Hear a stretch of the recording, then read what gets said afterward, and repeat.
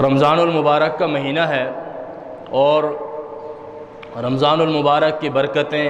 رمضان المبارک کی بہاریں، رمضان المبارک کی نورانیت اور روحانیت اللہ کی طرف سے رحمتوں کا نزول ہے، نعمتوں کا نزول ہے، سعادتوں کا نزول ہے۔ اللہ تعالیٰ نے بے پناہ رحمتیں، بے پناہ سعادتیں، بے پناہ نعمتیں اس مہینے کے اندر مخفی رکھی ہیں، اور اس مہینے کی سب سے بڑی فضیلت یہ ہے کہ اللہ تعالیٰ نے اس مہینے کے اندر اپنے کلام کو زمین پر اتارنے کا فیصلہ فرمایا۔ شہر رمضان الذی انزل فیہ القرآن ھدی للناس وبینات من الھدی والفرقان۔ اس رمضان المبارک کی نعمتوں کو، اس کی برکتوں کو، اس کی عظمتوں کو، اس کی سعادتوں کو الفاظ میں نہیں سمیٹا جا سکتا، اور نہ ہی اس کو الفاظ میں سمجھایا جا سکتا ہے۔ روزوں کی فضیلت کیا ہے ہر شخص جانتا ہے، رمضان کی عظمت کیا ہے ہر شخص کے دل میں اس کی عقیدت اور محبت ہے۔ سحری اور افطاری کی برکات کیا ہیں ہر شخص، ہر مسلمان کلمہ گو اس کی اہمیت سے واقف ہے۔ تراویح کی عظمت کیا ہے، تراویح کا مقام کیا ہے، تراویح کے اوپر اللہ کی طرف سے جو نعمتیں اور اللہ کی طرف سے جو ثواب اور اللہ کی طرف سے جو انعامات اللہ نے رکھی ہیں، وہ ہر کلمہ گو مسلمان، ہر مومن، ہر مسلمان اس بات کو بخوبی سمجھتا ہے اور واقف ہے۔ ان ساری باتوں کو دہرانے کی ضرورت نہیں ہے، وہ اس لیے کہ یہ ساری باتیں ہر انسان سمجھتا ہے۔ جب بھی رمضان کا مہینہ آتا ہے تو ہر مسلمان، چاہے وہ بہت بڑا ولی ہو یا عام سیدھا سادہ سا مسلمان ہو، وہ رمضان کی عظمتوں کو سمجھتا ہے، وہ رمضان کا احترام کرتا ہے، رمضان کی عقیدت دل میں رکھتا ہے، اور رمضان المبارک میں کی جانے والی نیکیوں اور رمضان المبارک میں کی جانے والے اعمال کو سمجھتا ہے۔ اس لیے میں فضائل سے زیادہ آج کی محفل میں کوشش کروں گا کہ ہم اس بات کو اپنے دل و دماغ میں بٹھائیں کہ جہاں رمضان المبارک میں ہم اللہ کے حکم کو سامنے رکھتے ہوئے، اللہ کے فرمان کو سامنے رکھتے ہوئے، اللہ کی عظمت اور اللہ کے احکامات اور اللہ کی تعلیمات کو سامنے رکھتے ہوئے ہم حلال چیزوں کو بھی چھوڑنے کے لیے تیار ہو جاتے ہیں۔ کھانا پینا انسان کے لیے حلال ہے، پانی انسان کے لیے حلال ہے، کھانا انسان کے لیے حلال ہے، بیوی کے ساتھ تعلقات قائم رکھنا انسان کے لیے حلال ہے، لیکن اللہ نے منع فرما دیا کہ آپ کو طلوع شمس سے لے کر غروب آفتاب تک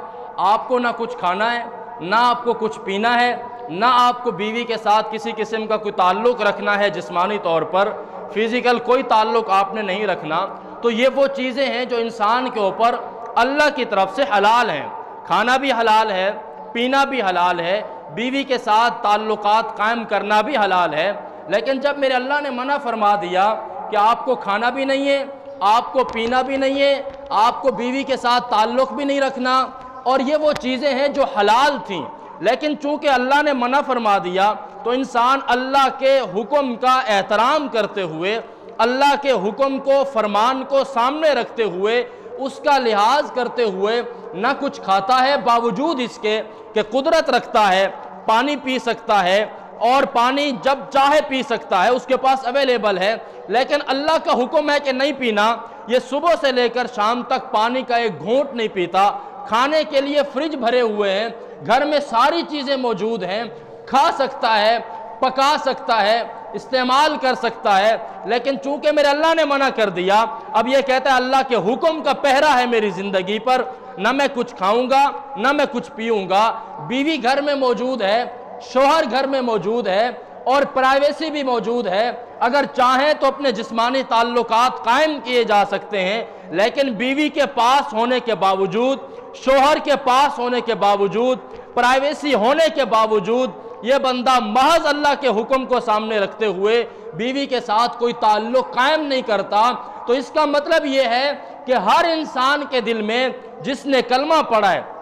اور جس نے پاک پیغمبر صلی اللہ علیہ وسلم کا کلمہ پڑھا ہے، اس کلمے کے تقاضوں کو سامنے رکھتے ہوئے، احترام کو سامنے رکھتے ہوئے، اللہ اور اس کے رسول کے فرامین کو سامنے رکھتے ہوئے، یا اللہ کی رضا کے لیے جب حلال چیزوں کو چھوڑنے کے لیے تیار ہو جاتا ہے، تو پھر کیا خیال ہے؟ جو چیزیں ویسے ہی حرام ہیں، یہ چیزیں تو حلال ہیں لیکن ہم استعمال نہیں کرتے کیونکہ اللہ کا فرمان ہے کہ استعمال نہیں کرنے، لیکن جو بندہ یہ حلال چیزیں اللہ کے حکم کی وجہ سے استعمال نہیں کر رہا، کیا خیال ہے اس کے لیے وہ چیزیں جو حرام ہیں ان سے رکنا، ان سے اجتناب کرنا، ان سے اپنے آپ کو روکنا کیا زیادہ مشکل ہے؟ ایسی بات نہیں ہے۔ اگر ہمارے دل میں واقعتاً اللہ کا حکم ہے، واقعتاً پاک پیغمبر صلی اللہ علیہ وسلم کے فرامین کا احترام ہے، واقعتاً اللہ کے احکامات کا ادب اور احترام ہے،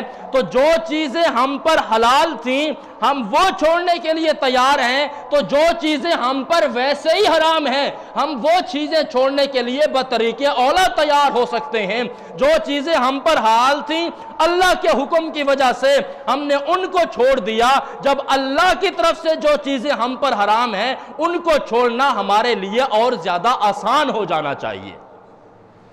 آپ میری بات سمجھ رہے ہیں؟ حلال چیزیں تو ہم نے چھوڑ دیں کہ جی کھانا پینا نہیں ہے کیونکہ اللہ دیکھ رہا ہے، حالانکہ انسان کوئی نہیں دیکھتا، کوئی پابندی نہیں ہے، کوئی روکنے والا نہیں ہے، کوئی ٹوکنے والا نہیں ہے، کوئی سیکیورٹی گارڈ نہیں ہے، کوئی آپ کو منع کرنے والا نہیں ہے، لیکن آپ نہ کچھ کھاتے ہو نہ کچھ پیتے ہو نہ بیوی کے قریب جاتے ہو، کیونکہ اللہ نے منع کر دیا ہے کہ اس ٹائم کے دوران، اس دورانیے میں آپ نے حلال چیزیں بھی استعمال نہیں کرنی ہے۔ صرف دنیا کو دکھانا ہے کہ میں اپنی مرضی چاہوں تو کر سکتا ہوں، چاہوں تو پی سکتا ہوں، چاہوں تو کھا سکتا ہوں، چاہوں تو بیوی کے قریب جا سکتا ہوں، لیکن میرے مالک نے منع کر دیا ہے، میرے پیدا کرنے والے نے منع کر دیا ہے، میرے خالق کا حکم آ گیا ہے، میرے مالک کا حکم آ گیا ہے، میرے رازق کا حکم آ گیا ہے، جس نے مجھے زمین دی ہے، جس نے مجھے آسمان کی چھت دی ہے، جس نے مجھے پانی برستا ہوا بارش کی صورت میں دیا ہے،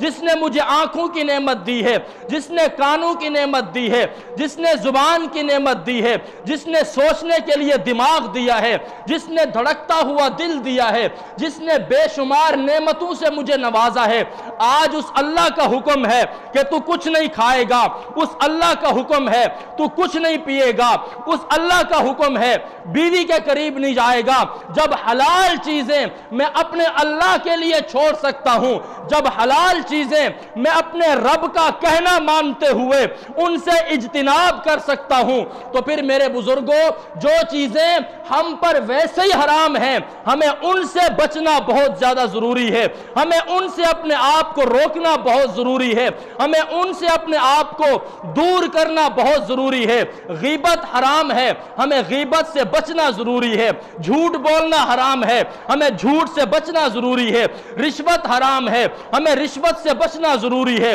شراب حرام ہے، ہمیں اللہ کے حکم کے سامنے اپنے آپ کو سرنڈر کرتے ہوئے شراب سے بچنا ضروری ہے، جوا کھیلنا حرام ہے، ہمیں اللہ کے حکم کی وجہ سے جوئے سے اپنے آپ کو روکنا ضروری ہے، اور ٹی وی دیکھنا حرام ہے، فلمیں دیکھنا حرام ہے، بے حیائی کے کام کرنا حرام ہے، بد نظری کرنا حرام ہے، زنا کرنا حرام ہے، اور کاروبار میں ملاوٹ کرنا حرام ہے، بد دیانتی کرنا حرام ہے، بے ایمانی کرنا حرام ہے۔ یہ وہ سارے کام ہیں۔ چغل خوری کرنا حرام ہے، چوری کرنا حرام ہے، ڈکیتی کرنا حرام ہے، اور معاشرے کی وہ ساری برائیاں، معاشرے کے وہ سارے غلط کام جس سے انسان کا ذاتی کردار بھی تباہ ہوتا ہے، انفرادی زندگی بھی برباد ہوتی ہے، اجتماعی زندگی بھی برباد ہوتی ہے، گھر کی زندگی بھی برباد ہوتی ہے، باہر کی زندگی برباد ہوتی ہے، بازار کی زندگی برباد ہوتی ہے،